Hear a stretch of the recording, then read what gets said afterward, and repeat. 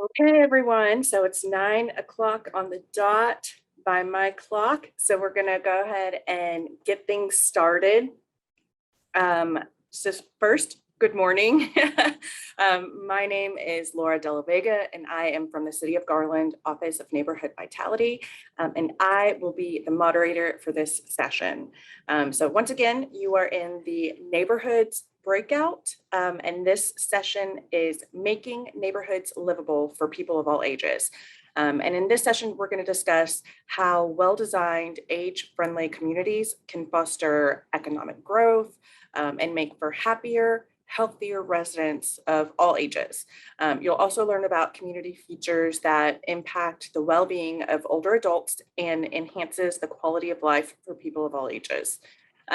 Before we begin, I did want to go over a few participant etiquette items.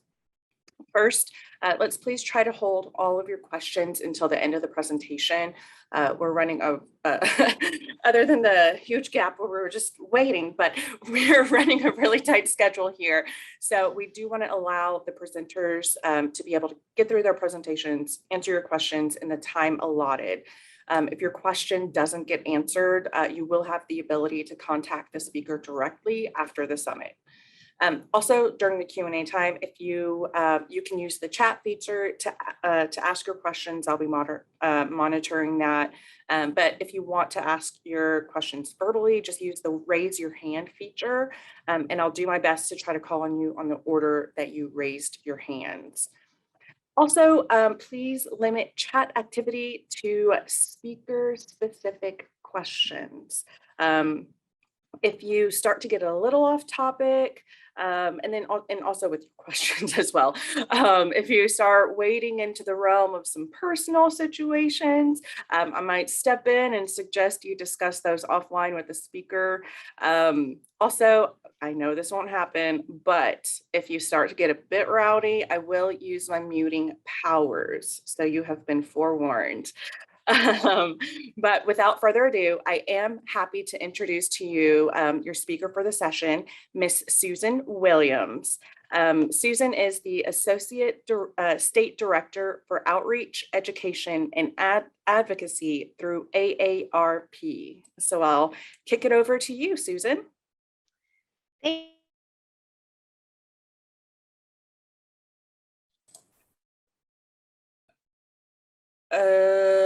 We were kicked out of the breakout session, Tara. We were too.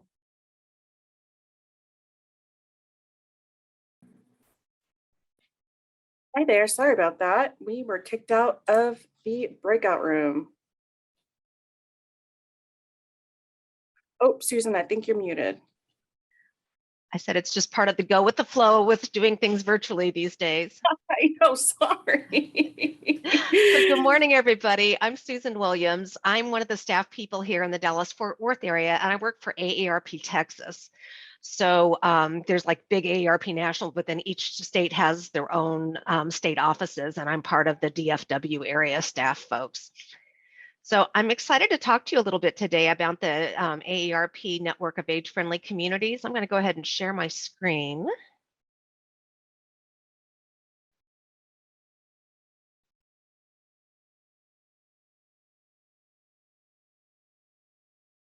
Can everybody see it? Looks good. Yes, okay.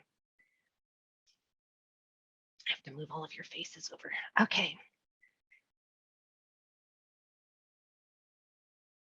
So I wanted to sort of just start as background for why there is an age-friendly communities international program that's going on around the world. And as background, I just wanted to demonstrate the need for action by showing you these maps. They really show the dramatic age shift that's going to be happening by 2030.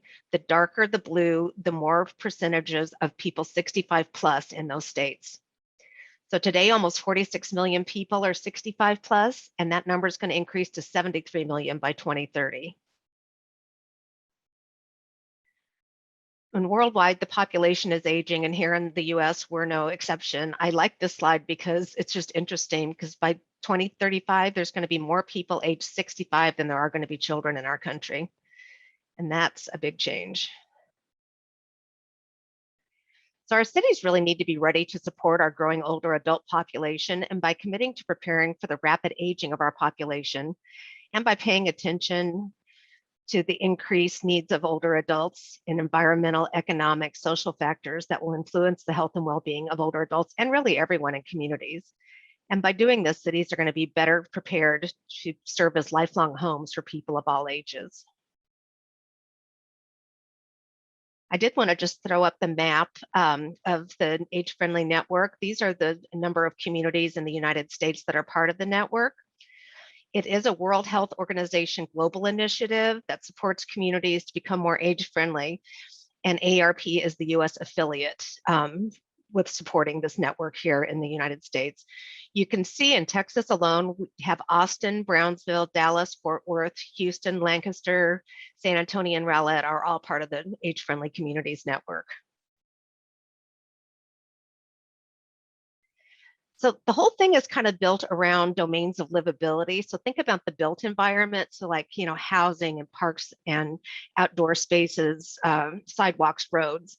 But then there's other things that make a community a place where people want to live and where they want to make it, when they call it home. So things like having volunteering opportunities, employment opportunities if folks want them, communications that connect health and social opportunities. Now, some communities choose to work on all of the domains, and others choose to focus on a few domains when they start doing their work. As an example, the City of Rowlett joined the network in 2020, and it's actively working right now on housing, transportation, and social participation.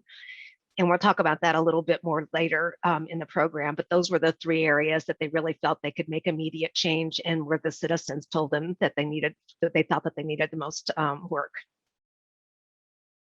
So I'm just going to run through the domains really quickly. Outdoor spaces, people of course need to gather indoors and out, and parks and sidewalks, safe streets, accessible buildings can be enjoyed by people of all ages. In the listening that we did in our communities, we've heard that folks wanted to use parks, but there's been some barriers. An example is in Dallas. We knew that older adults weren't using the parks as much as we expected. And it turned out through our listening and our surveys that it was the sketchy bathroom situations. Older adults would like to be able to go to the bathroom. And so having the bathrooms either locked or not functioning or just feeling unsafe was really a barrier to have people using the parks. Transportation is always really, really important in any of the work that we do on livable communities. Driving can't be the only way to get around. We know that people need a variety of public, private, and nonprofit transportation options to meet their needs.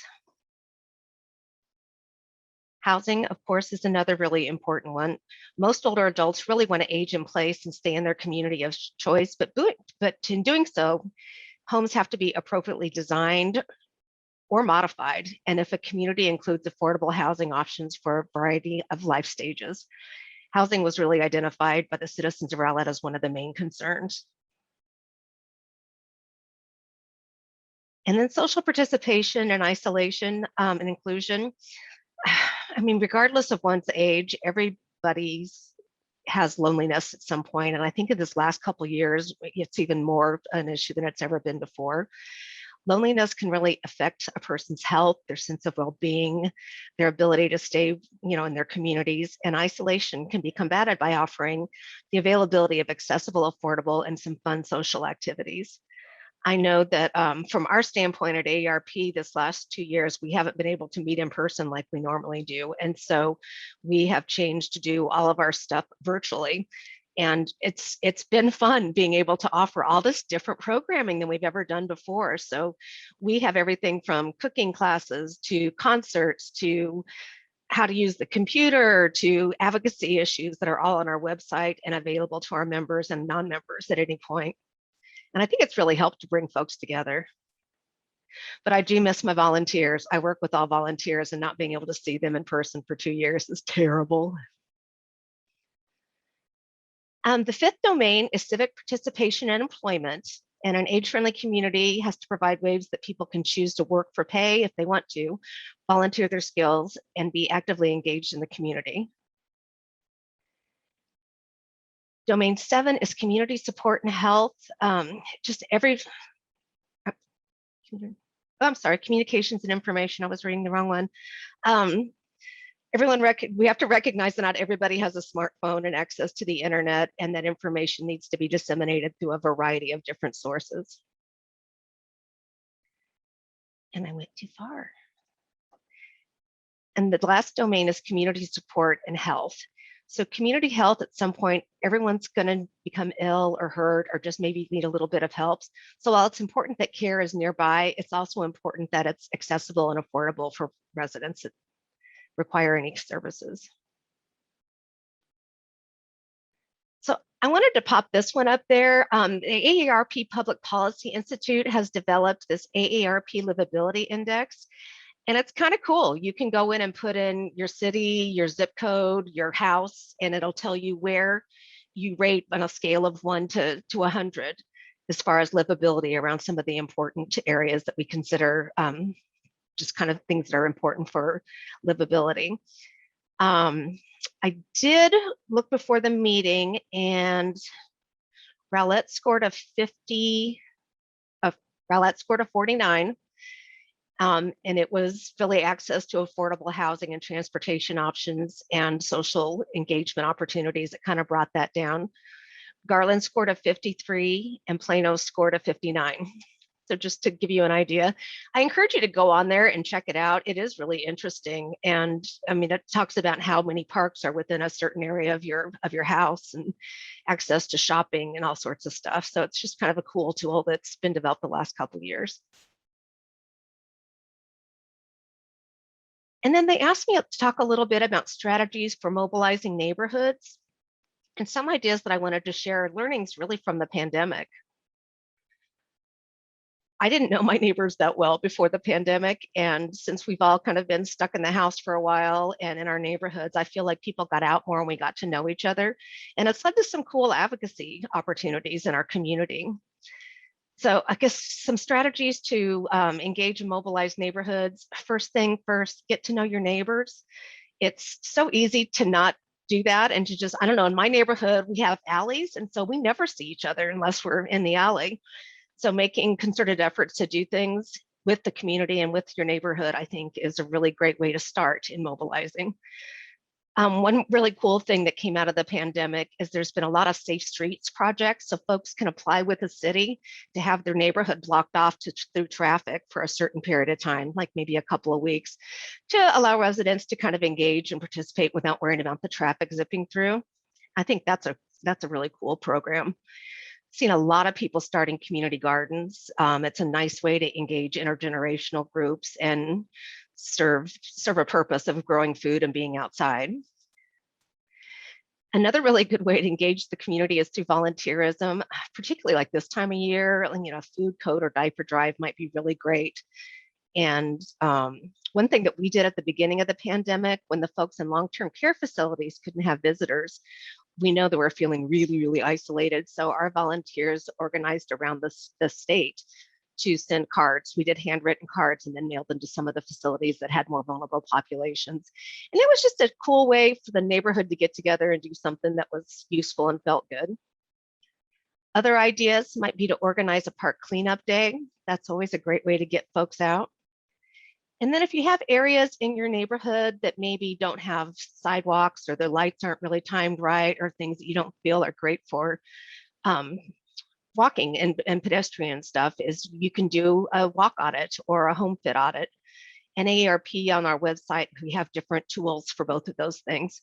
But it's a great way to go out real time and kind of walk your neighborhood and find out where some of the issues are. And then I was going to just mention another one after I said find a collective cause, but I just came back from Michigan visiting my daughter, and she lives in an area with tons and tons of trees, but some people don't rake the leaves. And so then the water drains are blocked, and then it causes flooding, and then it's just this continual cycle of problems. And so they've really advocated to do education in their neighborhood about why it's important to clean up the leaves. And then they're working on a city ordinance to help remove some of the flooding issues too. So just interesting way to like find a common cause in your neighborhood that might get everybody together on something. And then I can't talk about engaging with neighborhoods without talking about social media, whether you love it or hate it. It is out there. And I know that Neighborhood Facebook and I think nextdoor.com, and there's a variety of other websites where neighbors can connect. And then the other project I just wanted to mention was a bike repair co-op. So at the beginning of the pandemic, a lot of people got bikes because they didn't want to use public transportation. So one of the neighborhoods in South Dallas applied for a grant through AARP for a community challenge grant. And they set up little kiosks around the area where people could learn bike safety, bike repair. They had stuff to fix tires and stuff and taught everybody sort of how to do that and maintain their bicycles. I thought that was a really cool way to get the neighborhood engaged. And then just don't forget the fun. If it's not kind of fun, people aren't going to want to participate in stuff. If you don't do National Night Out in your neighborhood, that's a nice way to get everybody together and make sure that you're inclusive and welcoming to anybody that's new to the neighborhood. And then the last thing I wanted to mention was just be involved and informed about local politics. Attend the city council meetings if you can. Join commissions. It's a great way to make impact in your own community. And advocate for change if you see something. So many people will say, oh, they need to do something about that, when it's really, if it's more of an attitude, we need to do something about that, it really, things can get done.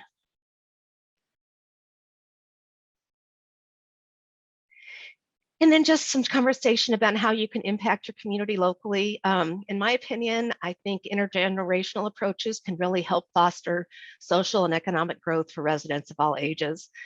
I did a project, it's been several years, but I had high school students hosted older adults in their computer classes to teach them how to use Facebook. And it was a cool way to learn how to use the internet. But the thing that struck me so much is at the end of it, some of the kids said they'd never seen an old person up close. Families are moving farther and farther away. Grandparents aren't right there. And so it was really cool because a lot of the older folks said they hadn't talked to a high school student either. So it was just kind of fun to see them connect through something. And then just as you're doing this kind of work and trying to do community impact, you have to develop alliances with all different kinds of organizations in your community. So if there's a university, schools, faith-based organization, the clubs and social groups, and of course, local business is also really important to be included. And then I also think just making sure that everybody has a chance to participate in a leadership role. Everybody has their own skills and everybody has something to offer. So making sure that there are a variety of ways that people can volunteer. Some people might want to just man the table at National Night Out. Other people might want to canvas. Somebody else might want to clean up the park. But it's really important in your role as just sort of being part of the community organizing to make sure that you're honoring and inviting people to participate with any skills that they have. And then the last thing is just creating places and practices and policies that really promote interaction across the lifespan. I'd love to say that what serves an 8-year-old also serves an 80-year-old. If you've got walkable neighborhoods and sidewalks and parks and places for people to live, it's a benefit for young people, old people, and everybody in between. And at the bottom of this, I did put a little URL for Generations United. They have a really great resource that's an intergenerational community resource guide. And so I just wanted to put that up there. Laura, are the slides going to be shared with people? I believe so, but if not, I'll make sure that they are. I'll throw my contact information up as well at the end in case anybody wants to write it down, because I can also share stuff. So I just kind of wanted to leave you all with this thought before I move into the specific Rowlett stuff. So we've talked about planning around the domains of livability, and planning change can seem really daunting. But at the local level, it's the little things that really make a community livable. So here's my example. Everybody stands at a crosswalk at some point. Now see the gentleman in the sweater, he's a veteran. The woman next to him is a loving grandma who finds time to still work in her library and in her community.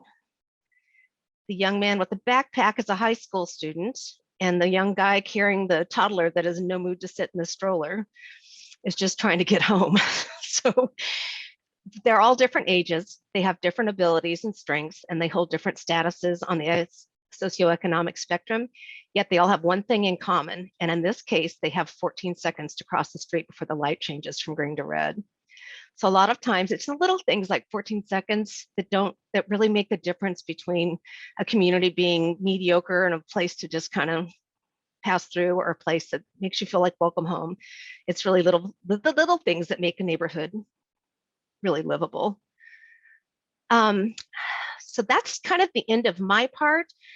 Pat Bird with the Senior Advisory Board of Rowlett was meant to be here, but she ended up having a conflict at the last minute. So I'm going to go ahead and cover her slides. Laura, do you want me to take questions for me first or do both?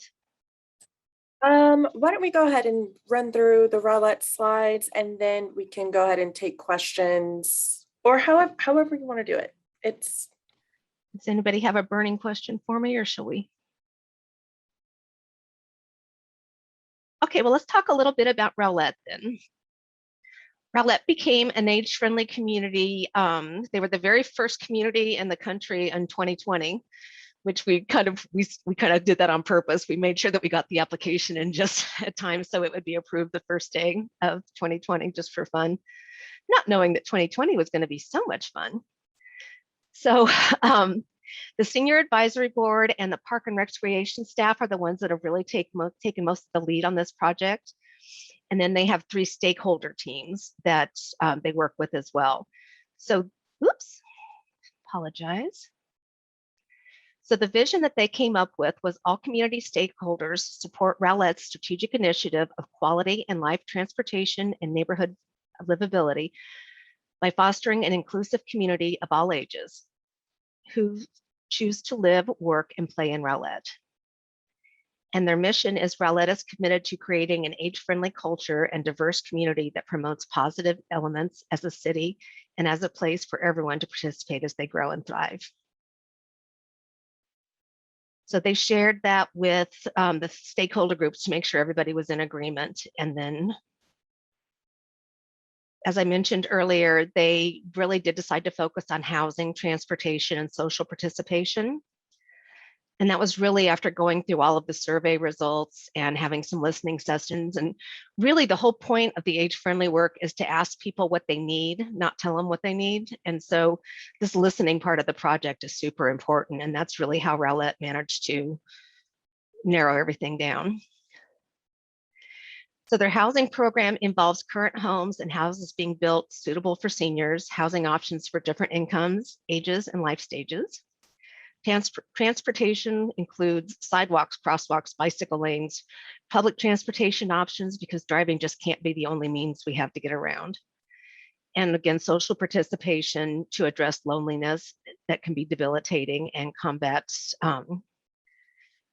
people being all by themselves and have opportunities to socialize, and the availability of affordable and fun social activities. So once again, I'm just going to throw these up here. This is the description of the housing domain from the AERP policy book. And Rowlett really wants to work to improve accessibility and accommodations for people of all ages, abilities, and to address affordability and choice, and overall make the community more livable.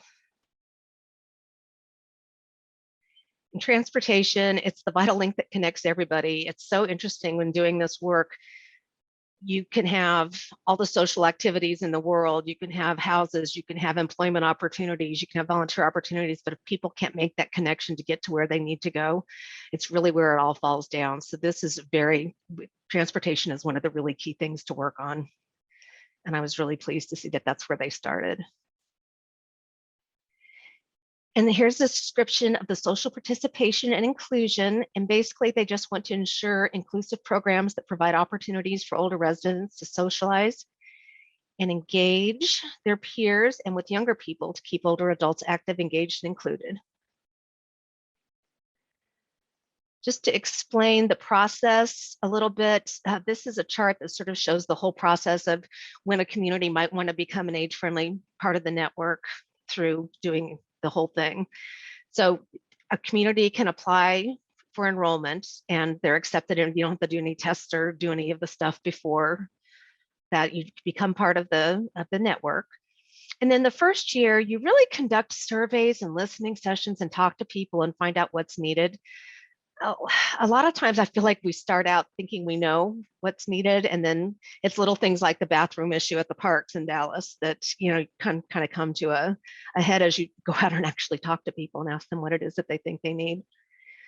And then from there, an action plan is created.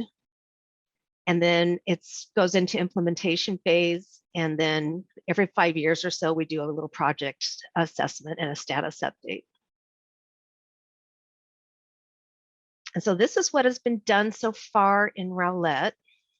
As I mentioned, on January 1st, 2021, the City of Rowlett was accepted as a member of the network. February through March, they did a survey, and it was conducted to get feedback from older adults on what they thought is needed for Rowlett. And then, of course, because of the pandemic, the Senior Advisory Board wasn't able to meet again until June. And at this time, the survey results were really reviewed and prioritized for what they were going to work on. They also hosted 2 listening sessions at the end of January as another meet of getting feedback. And in February, the mission and vision statements were developed and began development of the stakeholder groups to meet in each domain. So what's next is stakeholder teams are going to make their final recommendations for the action plan to the Senior Advisory Board.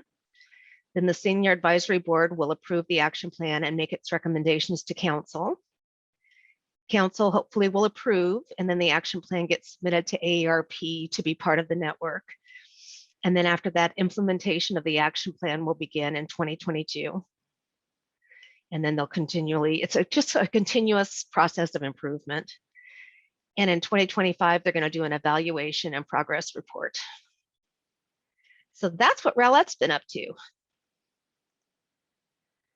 That is just my contact information. And I also put the gentleman that's at the City of Rowlett if anybody has specific Rowlett questions for them. Awesome. Susan, thank you so much. Oh, sorry, was that your last slide? That was it. Should I leave it up here for a minute or take it down? Yes, no, that would be perfect. That would be perfect. No, Susan, thank you so much for walking us through just that process, as well as all of the other information about making our neighborhoods more livable for people of all ages. I am going to go ahead and open it up for questions. So you can feel free to use the chat feature to put your questions there, or you can use the raise your hand feature as well to ask some questions for Susan. Let's see, do we have any questions? Okay, Kathy Kinkle, did I say that correct? Yes. All right, go ahead and unmute yourself and ask your question. Okay, this might be a silly question, but I'm wondering what your definition of seniors is. And the reason I'm coming from that, asking that question is I do a neighborhood newsletter, and I think about it over a year ago, I sent out some information from, I'm in Plano, the link to like services for seniors. And I got a huge amount of comments about what, over 50? That was sort of the Plano definition of what are seniors. So I'm just wondering, you know, as you approach this, well, how are you defining that? It depends on who you ask. One thing I've learned is I don't use the word senior because us boomers are never going to want to be called seniors. We are older active adults. And so there's just other ways of phrasing it. And it really depends on which organization and for what you're asking. So for AARP, our membership is 50 and over. But then like the area agency on aging, where they do federally and state funded services for folks, that starts at 60. Some of the nonprofits and the cities do 65. So it just kind of depends. I consider older adults kind of anybody over 50, but again, I don't use the word senior anymore because it's just not something people like to identify with. Okay, that's how, like I said, I was really, Yeah. the reaction was overwhelmingly like, you know, I'm not a senior. I've been a senior for 10 years, you know, or 15 years, and I didn't know it, you know? Yeah, I just had my 60th birthday this week, and I can't believe I've been a senior for 10 years. Awesome. Thank you, Kathy. Any other questions for Susan? You can raise your hand.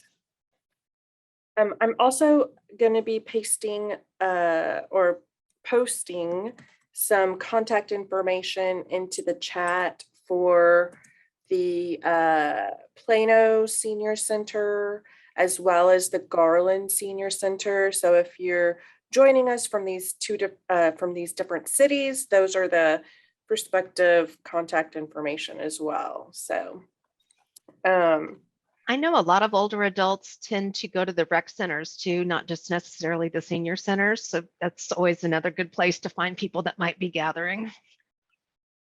Absolutely, absolutely. Susan, I had a question for you, if that's okay. Of You course. had mentioned transportation initiatives as really being the key. Like, how can we, both on the neighborhood resident level, but then also on the city level, like, how can we begin to make those types of connections better for our I guess active older Older adults? adults.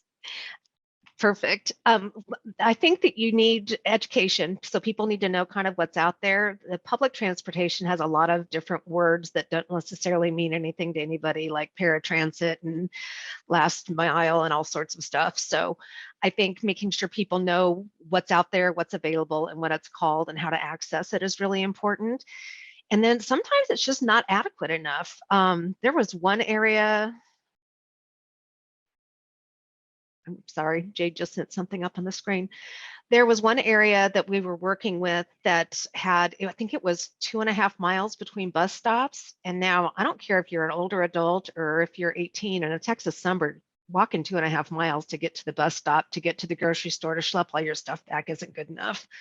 So there was a lot of advocacy from that particular neighborhood that worked with DART and with the city to try to make some improvements in those areas.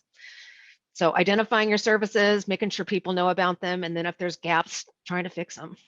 And it has to be a mixture of public, private, and a nonprofit partnership, or it's never going to be enough for everybody. Okay, Kathy, you have a question? Well, I guess it was just a comment on what you were talking about with the transportation, because my adult daughter, like in her 20s, never learned to drive. And so she has to use public transportation. And to your point about what makes a neighborhood livable for a senior also makes it livable for other ages. I mean, that's clearly a young girl walking late at night, getting off work at midnight, had to walk 2 mile. I mean, that was her situation. She had to walk 2 miles to where she was living. It was really hard, it limited her jobs and that she could take on because of safety. So I think you're exactly right that looking at it from a broader perspective, yes, those are things that you might tie into that work with seniors. But when you're trying to prioritize things, there's probably a lot of issues that will make it more livable for everyone. And transportation, Absolutely. I definitely think is a key thing. Well, and just getting college students to school. I mean, there are so many different ways that transportation really impacts everything. So thank you for that comment. That's really right on. Okay, any other question? Oh, Miss Cheryl, you can go ahead and unmute yourself. Yes, ma'am. I just wanted to make a comment. I'm a new board member for the Senior Advisory Board. Okay. So both of the, I'm having a senior moment, but both of the program, that you talked about, all the slides really were helpful for me to kind of catch up for what they're doing, and because I just have been to one meeting, so Okay, that's it great. was very helpful on both ends of the slides because I'm on I was already on the one of the committees prior to. So anyway, I just wanted to tell you that it was very, very helpful, very informative. Thank you. I think Rowlett has done an incredible job in just deciding they wanted to do this and getting it done in probably the worst possible conditions. So kudos to them for moving this forward during a pandemic. Right. Anyway, thank you. Thank you. Hey, any other questions? I'm checking the chat. I'm checking for raised hands.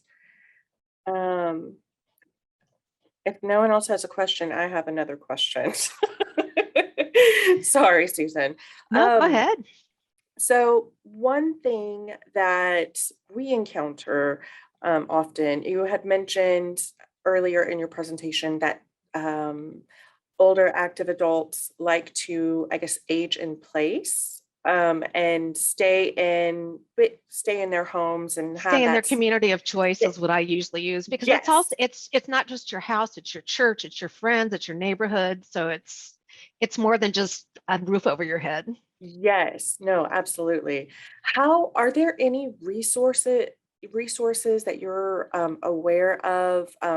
Sometimes um, people that we encounter just don't have the physical ability to maintain their homes, or the financial ability, or even just the capacity to manage some of these home repairs. Do you know of any other resources available that we can also connect them to, and things like that? Yeah, the area agency on aging, there's different area agency on aging all over the state. And so that's a good place to start for resources.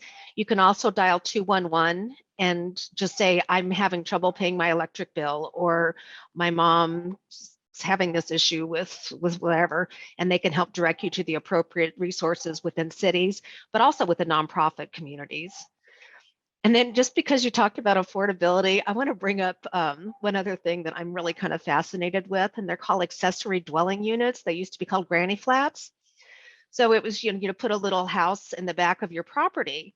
But what's cool about it is not that you have a second property. Well, I guess it could be, if you have a second property that you can rent out on Airbnb and make some extra income, it can keep you from having to have a financial issue with your home.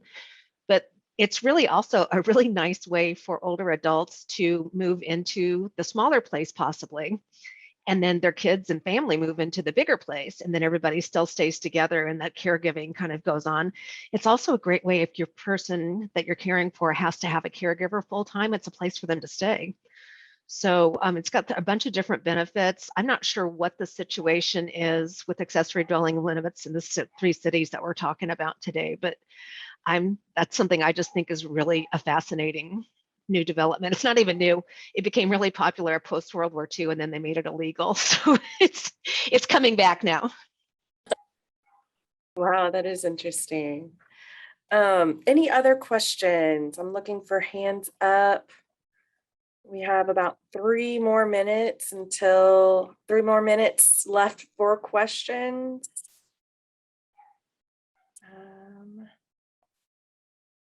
If not, I might go ahead and let us, we can either end early, or if there's something else that you wanted to share with us, Miss Susan. I think I've talked plenty. I was so worried about not getting through my slides. I just was like, blah, blah, blah, blah, blah. So sorry if that was rushed. Please feel free to No. reach out to us. There's 2 of us that work in the DFW area. My colleague is Zulema Solis, and I'm Susan Williams. And we do all of the Dallas-Fort Worth area, plus areas of North Texas and East Texas. And the reason it works at AARP is because we have very little staff, but we have incredible volunteers. So I have an army of active older adults who are out there doing the good work. And they're not stamp lickers. They're people that really are the AARP base in their communities. So I just wanted to mention that because that's such an important part of everything that we do at AARP. Awesome. Well, Susan, thank you so much for sharing your knowledge and your experience with us. As she mentioned, please feel free, participants, please feel free to reach out to her if you have any questions. I'm going to go ahead and release you all from the breakout session. I don't think I'm going to physically do that, but before I do though, in this same breakout session, we are going to have, I believe it is called Animal Encounters, Pets and Wildlife in your neighborhood breakout session. It's going to be starting at 9:45. I previewed this presentation and it's got some really cute pictures of animals. So if that's your thing, you might want to stick around. But thank you, everyone. Thank you, Susan. And maybe we'll see you at 9:45. Thank you, Laura. Bye, everybody. Bye.